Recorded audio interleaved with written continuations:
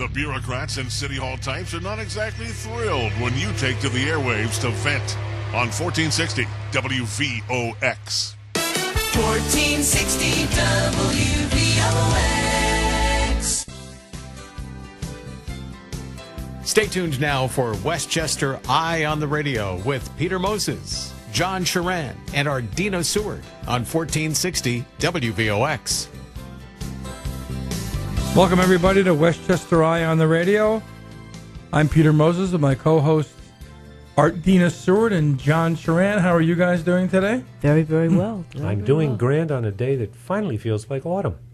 It does, which means baseball season, at least for Mets fans, is coming to a swift and painful end. That's right, Yankees in the playoffs. Just like David Wright's career. Just like David Wright's career.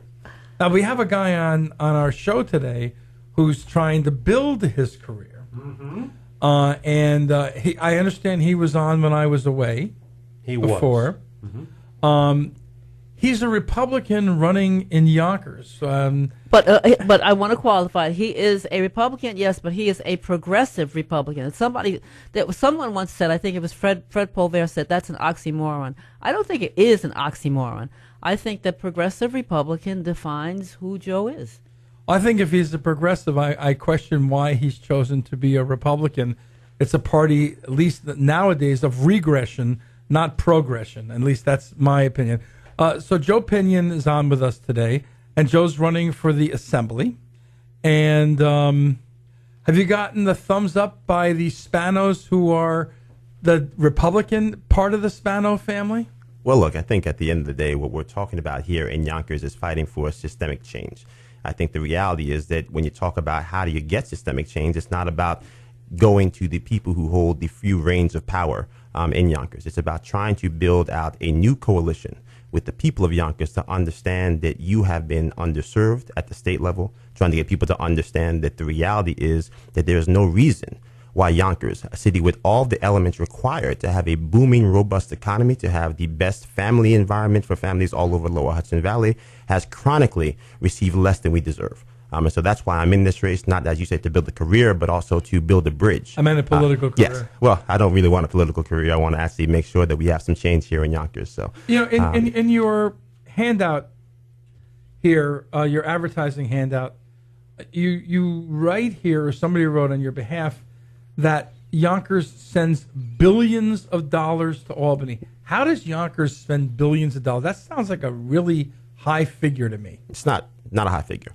When you look at the amount of money that we send in the Yonkers as a sales tax, 8.875 sales tax. All right, that's hundreds and hundreds of millions of dollars that doesn't go just to Yonkers. It also goes up to Albany. When you start talking about the fact that, again, we pay more in taxes as a city than Syracuse, Rochester, and Buffalo combined. Right, and those are dollars that don't always come back south because, again, the truth is that, again, 98% reimbursement on capital investments for schools in Buffalo. You're talking about north of 90% for Syracuse, for Rochester.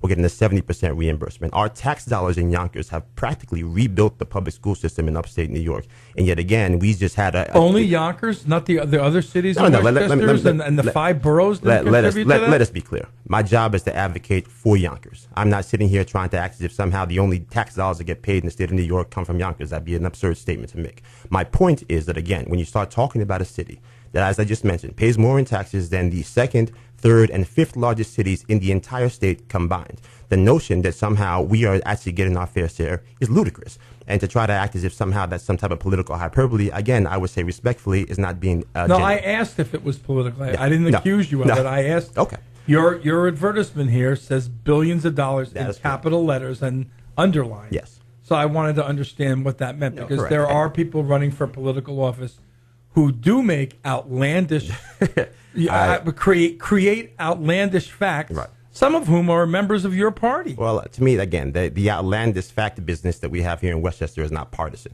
And you could actually make the argument that it is more on the other side, because the truth is that Westchester is run practically all by Democrats. But that's, to me, again, that's not why I'm in this race. And again, when you start talking about the fact that I mentioned last time I was on this show, why your county taxes go up. We've got 7,000 acres of state-owned land in Westchester County. The state only pays property taxes on 88 of 7,000 acres. They pay property taxes on 90% of all the land that they own statewide.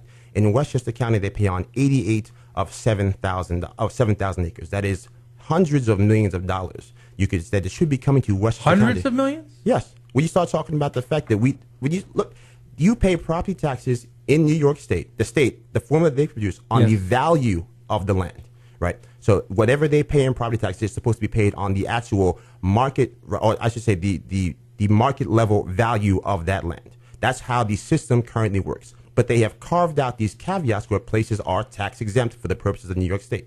One of the places that has the heaviest carve out is Westchester County, as I mentioned. In Yonkers alone, we have 450 acres of state-owned land. Where are these acres located? These acres are located all across the city. There's no big swatches of it? No, that's not. It's not. We're not talking about big swatches. We're talking about buildings that are owned. We're talking about also land that's owned. It's, again, property. If you're talking about just equitable treatment, we are not treated equitably because they have decided that we are the Cayman Islands and we do not deserve what they pay every other town, city, village, and hamlet in the entire state. And that's why I'm in this race. Well, that's a great jumping off point. I think that my co-hosts, when we come back, are going to want to ask you, and so will I, more questions about your politics and your views of your city and of New York State. This is Westchester Eye on the radio on WVOX and WVOX.com. We're going for a Fox News break and a Fox Business break, and we'll be back in quite a long time from now. See you on the other side of the break. And now with Fox News commentary, here's Fox News Radio 1460 WVOX. Let's return now to Westchester Eye on the Radio with Peter Moses, John Sharan, and Ardina Seward on 1460 WVOX. Welcome back to Westchester Eye on the Radio, our weekly discussion of issues relating to Westchester and the surrounding area. I'm John Sharan, along with Peter Moses and Ardina Seward. And our in-studio guest right now, we have a political candidate. What a surprise. It's late September and we're talking politics. Our candidate is Joe Pinion, who's running for State Assembly from Yonkers. And Joe, you were telling us, because this is your second time on our program, in the past you were telling our audience a little bit about the dirty secret that really isn't a secret in Yonkers, that there are some serious issues of loyalties and patronage and things like this that go on there.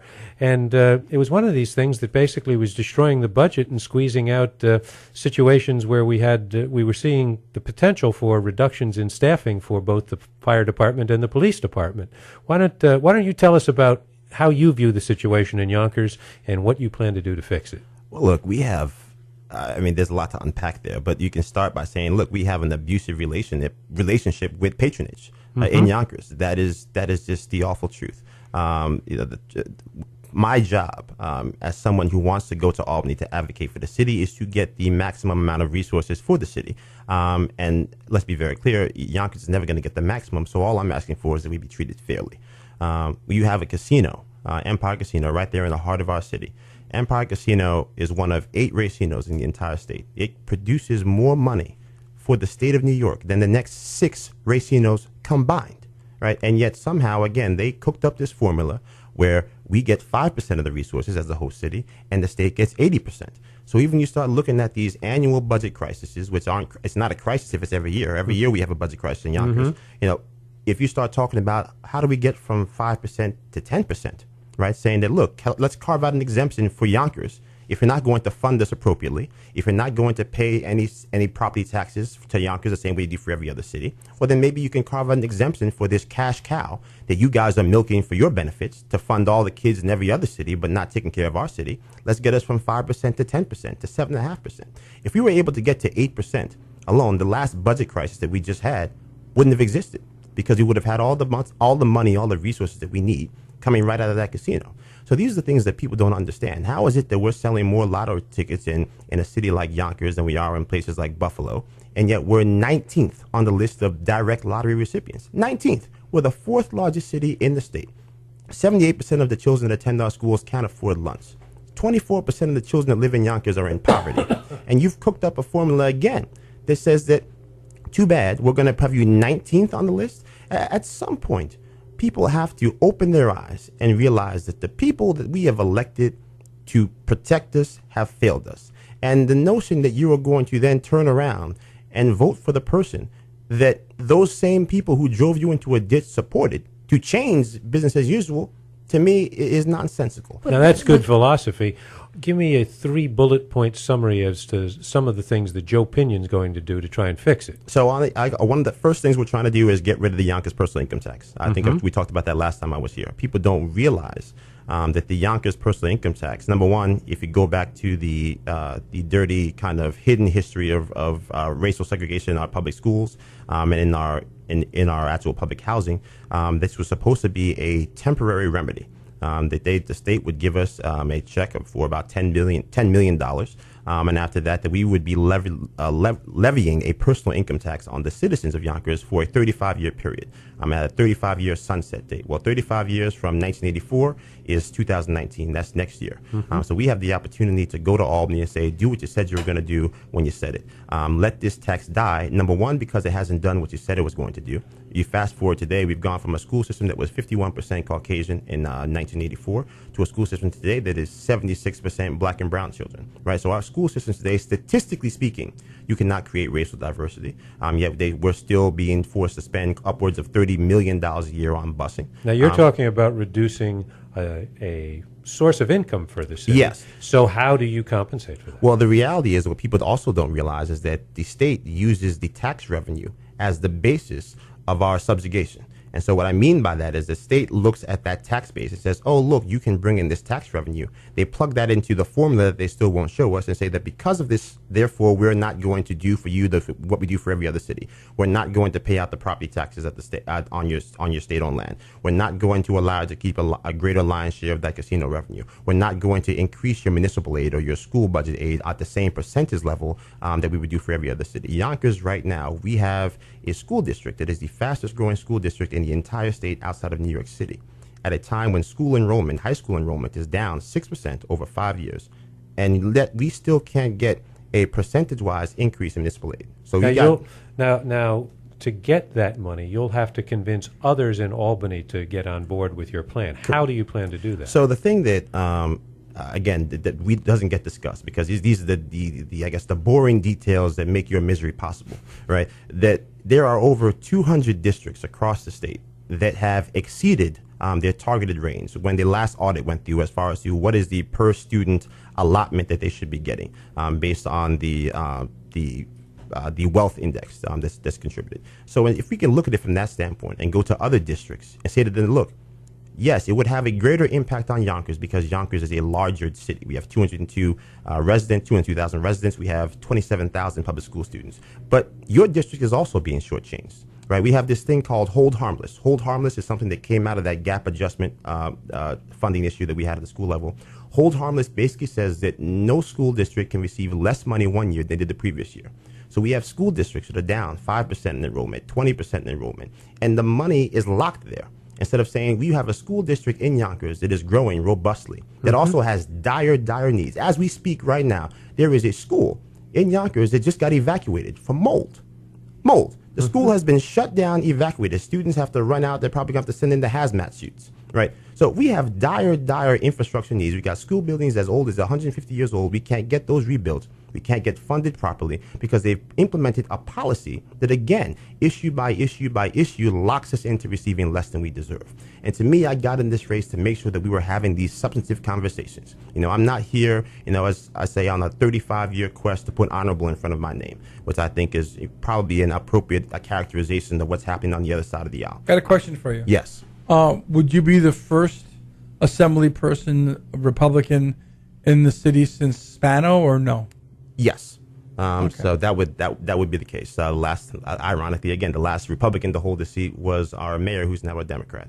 So that's a little bit of history here in Yonkers. Which is kind of a tough title to defend, I think, in this political atmosphere. Now, there are people out there who are hardline Democrats and who like what you have to say, but they don't want to vote for you because you are a Republican.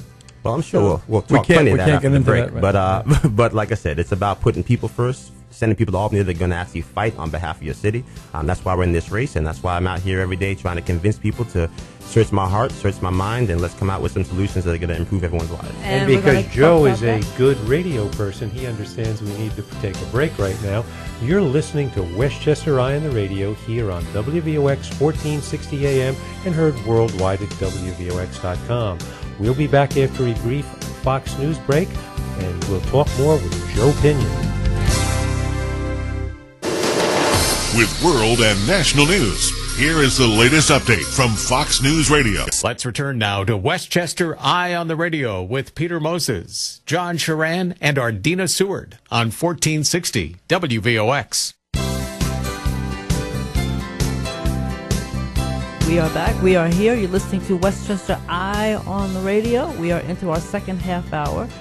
I'm Ardina Seward, along with Peter Moses, John Sharan, and our guest today is Joe Pinion, who is the Republican candidate for Yonkers Assemblyperson. Joe, I want to get into the nitty-gritty specifics of daily existence for a lot of people, a lot of Yonkersites, Yonkers residents. If I am a policeman, if I am a fireman, if I am a member of CSEA in Yonkers, and this next budget crisis is looming ahead of us in 2019, what can you do to protect me from being laid off? What can you do to protect my rights as a union person? Well, like I said, not to get redundant, but again, our plan is basically formulated around there are at least 15 different ways that Yonkers receives less than we deserve at the state level. My goal, my plan is to go to Albany, to use common sense, to work with other individuals who represent cities and municipalities that are similarly affected, and say that these are the ways that we can demand that collectively we get more resources. And getting more resources is realistically the only way that we are going to be able to protect those members in those unions. The hard truth is that if we continue at this rate, which we're doing right now in Yonkers, we're going to have another budget crisis next year to the tune of, right now on the school side alone, the budget deficit or the budget gap is $40 million. Right. So as we sit here today, we're already looking at a $40 million budget gap. Now, no one's talking about it because we're in the honeymoon phase because we just got out of the last annual budget crisis. So are we talking about teacher layoffs? But, well, no. Here's the problem, right? Governor Cuomo's not showing up next year with a check for $8.8 million because he doesn't have to get elected, right? And you'd be hard-pressed to say that people are going to try to accept any type of astronomical type of tax raise because whether we extend term limits or not, a new mayor has to get elected next year. And there's likelihood that whoever that new mayor is going to come out of a pool of already elected officials. So the notion that, again, when you have city workers that are up for a 2% raise next year, and I'm trying to tell them that here's the truth, you're not going to get it. They took care of police, they took care of fire because they had to, because we were looking at a quality of life apocalypse.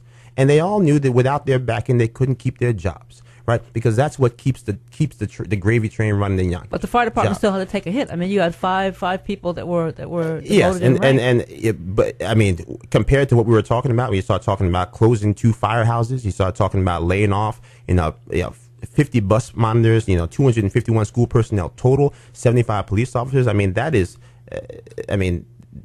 That's something that we just can't even entertain. And so, to me, again, my plan is to go to fight for more resources and make sure that we're getting the funding that we deserve. Because, like I said, the hard truths are that we have a police force in Yonkers that, percentage-wise, is smaller than White Plains. I mean, that doesn't make any sense. And look, we are, statistically speaking, right now, one of the safest big cities. But every day I read something new. I mean, on wait, Ardina, you've actually debunked that. You said that there are parts of Yonkers where there are roving bands of kids. Yeah. We have, and not to, But how does that make you one of the safest cities in New York State? Again, if you let me finish, statistically speaking, we're one of the safest cities. But the reality is that the dam is getting ready to burst. If you look at what's been happening in the last 6 months since I got in this race, I mean, you're talking about, we had a stabbing on Yonkers Avenue in Kimball. I mean, that's almost unheard of. I mean, you're talking about the fact that every day I seem to see more instances of gunshots fired or things happening now where you were talking about before, Getty Square, things of that nature. So because the police department is when you have undermanned. a police department that is stretched so entirely thin, Again, you're going back to Empire Casino. The state does not assume any of the responsibility for running Empire Casino. They want to take 80% of the resources, but they assume 0% of the responsibility of the work that it takes to maintain a safe environment around the casino and inside the casino. And so what ends up happening is that the second precinct, where I've called home my entire life, ends up having to respond to these issues. Right? They're the ones that have to go over there to fill out the paperwork that takes 5 hours. And the casino employs less security people because they have that as their fallback? Well, it's not about security. At the end of the day, they are not peace officers. They're not arresting people. No. Right? And so, again, when you start talking about how do you deal with the actual outcomes of crime, not incidents, but crimes that are occurring, whether it's, again, we got stories of people being followed home to New Jersey and getting robbed after they've left the casino and things of that nature. So we know, statistically speaking, that if you have a casino, there will be instances of crime. And it's the responsibility, if you want to reap the fruits of the benefits of that, to be able to have policing in place that can mitigate those issues. Right now, that fully falls on the city of Yonkers. And not only does it fully fall on the city of Yonkers, but we're also not getting the resources required to deal with it. But the city, let me tell you, but the city at some point has flirted with, and I hate to use the word outsourcing policing. I mean, to the extent where there was a concept a while back of giving meter maids, parking people, basically the ability to extend their authority, because the argument was that they could make up for investigations where police couldn't, because they are out and about in different neighborhoods. They see things. So basically, it's outsourcing policing duties to parking agents. These are all Band-Aids we're talking about here. There are systemic problems that we have in Yonkers that stem from chronic underfunding at the state level. Right now, do we have issues of mismanagement at the local level? Absolutely. But before you can even start to put together a robust plan for how do we rebuild a school district, how do we build a 21st century school district that addresses the modern threats, when you start talking about school shootings all over the place. People want to talk about, do you have guns in the school? Do you not have guns in the school? I say, well, look, I don't care if you're talking about a school or you're talking about the U.S. Navy or the U.S. Army. The first thing they do when they do a threat assessment is, number one, can we secure our perimeter? And number two, do we have an ability to lock down things inside? And so now if you pair that with a $1.6 billion plan to rebuild Yonkers schools that was put together 4 years ago, where is the reassessment to go back now to that blueprint, even though, one, we haven't even gotten the money that was promised to us, but that's a separate issue. But where is the plan to go back and say, my goodness, have we gone back and said, does this school plan, this $1.6 billion that we haven't gotten, that we're getting ready to spend and we likely won't get for another century, does this plan incorporate the best practices we need to keep our kids safe? Those are the things that we're not doing. But how do you have the advantage over your opponent who's heavily involved with the schools? What advantage does he have? If he has an advantage, if you've been around for 60 years and you're sitting here looking at a school district where the average age of those buildings are 150 years old, to me, I'm in this race for me. But if you're talking about a side-by-side comparison, my opponent is running as if he's an incumbent. My opponent has been elected the same amount of times as I have been, which is never. The last time he was elected was never.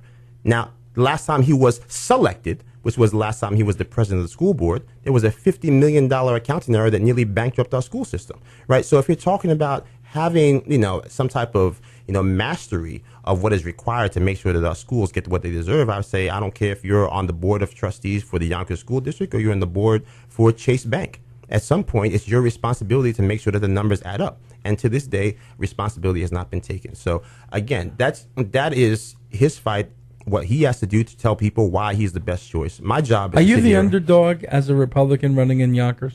Well, I think I'm the underdog because I don't have, the institutional support. There are no mayors that are going to do robocalls to me. There are no state senators that are going to do robocalls to me. But all I have is a passion for the place that I've called home my entire life, a desire to make sure that my mother and seniors like her get the treatment that they deserve, and making sure that irrespective of your political alliance or your political sensibilities, to understand that we've had Republican representation and Democratic representation, and the only thing that stayed the same is Yonkers getting less than we deserve. And that's why I'm here in this race, and that's why we're just going to try to get out here as many times and then get people to hear my story. We're going to talk about the R word on the other side of the break. We're going to talk about politics. Stay with us, folks. We're coming into our quarter hour. You're listening to Westchester Eye on the radio. Our guest is Joe Pinion, Republican candidate for Yonkers Assemblyperson. Dang, that's a lot to say. See you in a few.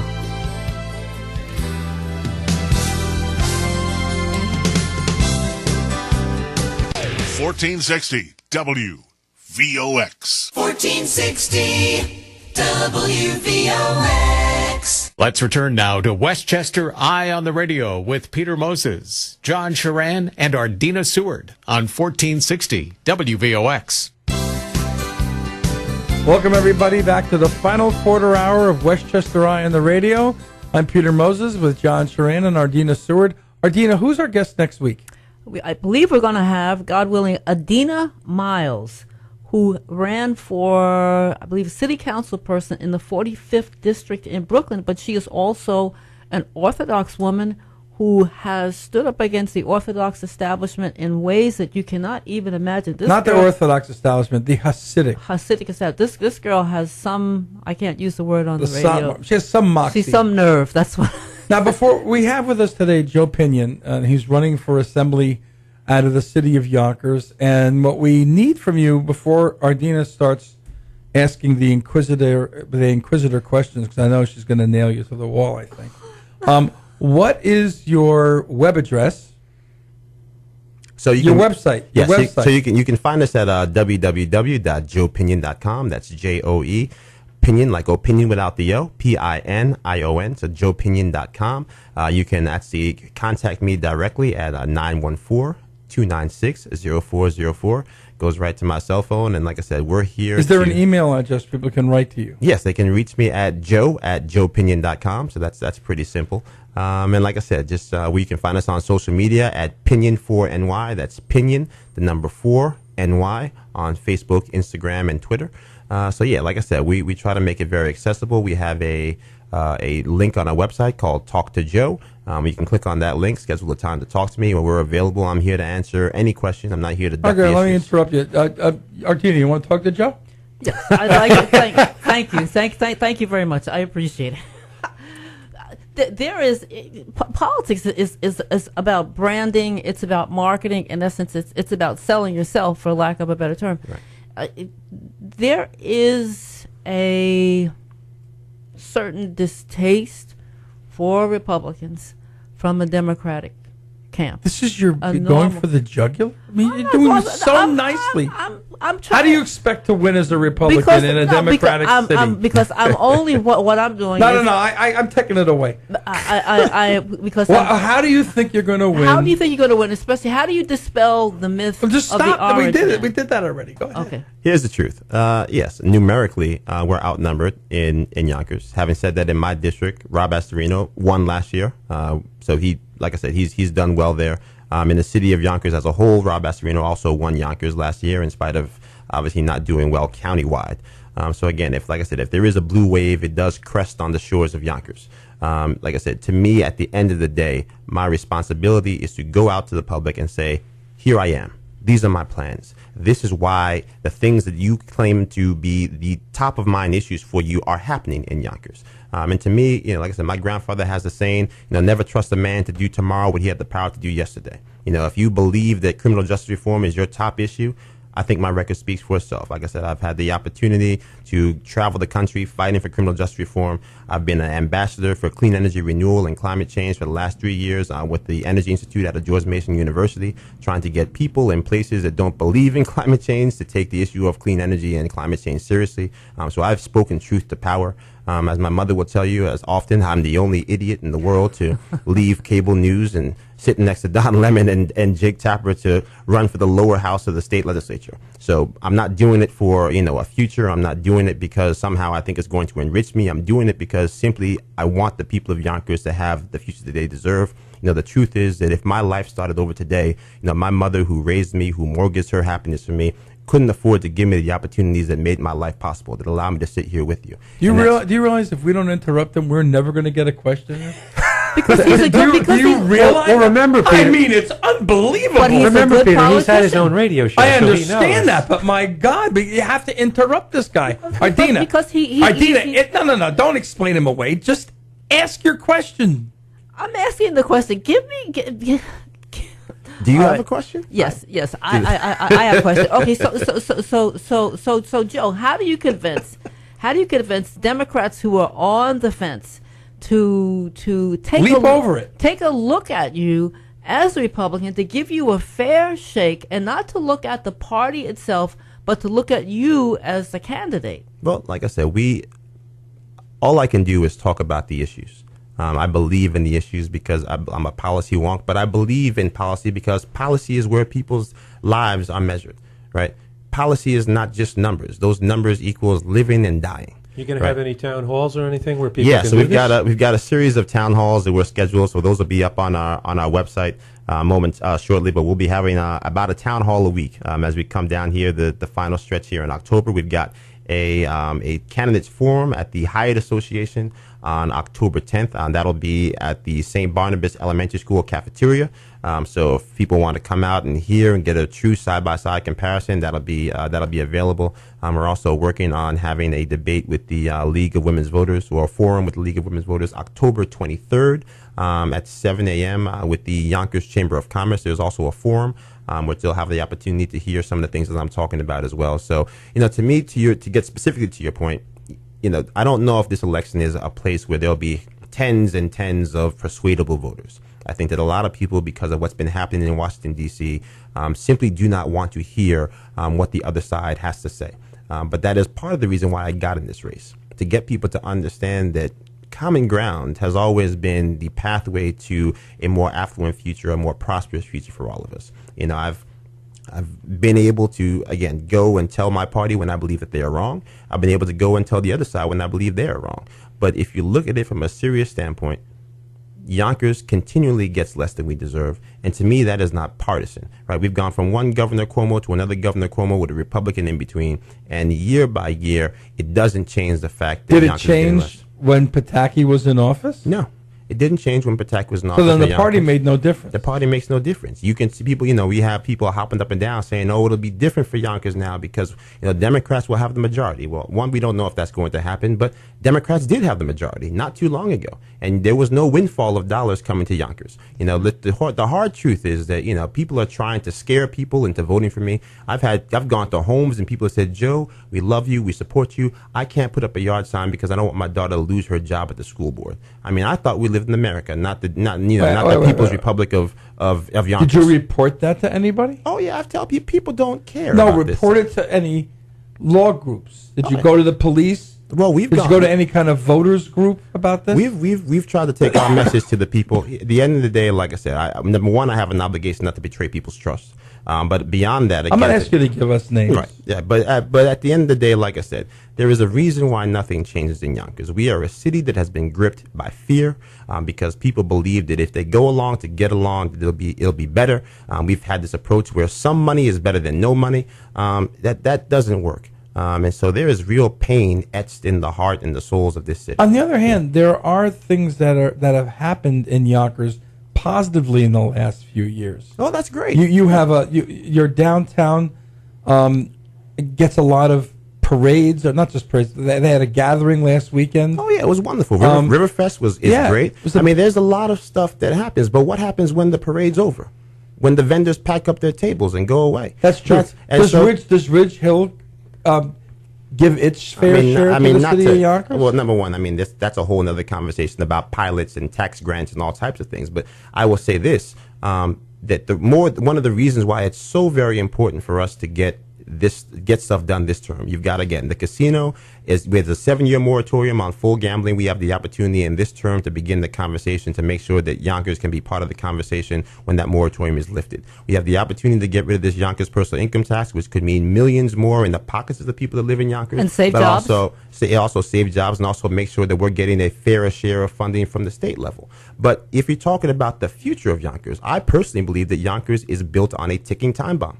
We've got Cross County, we've got Ridge Hill, at a time when literally we have all these economic assumptions based on a dying business model, right? When Toys R Us is going out of business, when Victoria's Secrets can't afford to keep its brick and mortar stores open, the future of Yonkers has been built on a booming shopping market retail. Yes. That is going to be a serious problem 10 years from now, possibly 5 years from now. And that is why it's crucially important that we get the dollars to rebuild our schools now, that we get the dollars to repave our roads now, because if we do the same thing over and over again, we'll be stuck in the past. All right. Well, I want to thank Joe Pinion. We all want to thank Joe Pinion for being on our air today. We wish you the best of luck in November. Ardina, I can't hear you. What'd you say? Find out about those town halls at joepinion.com. Absolutely. Ardina, next week we have a good guest. Adina Miles, my namesake.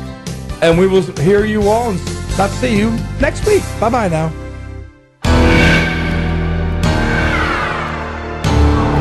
Westchester's only community station, 1460 WVOX. And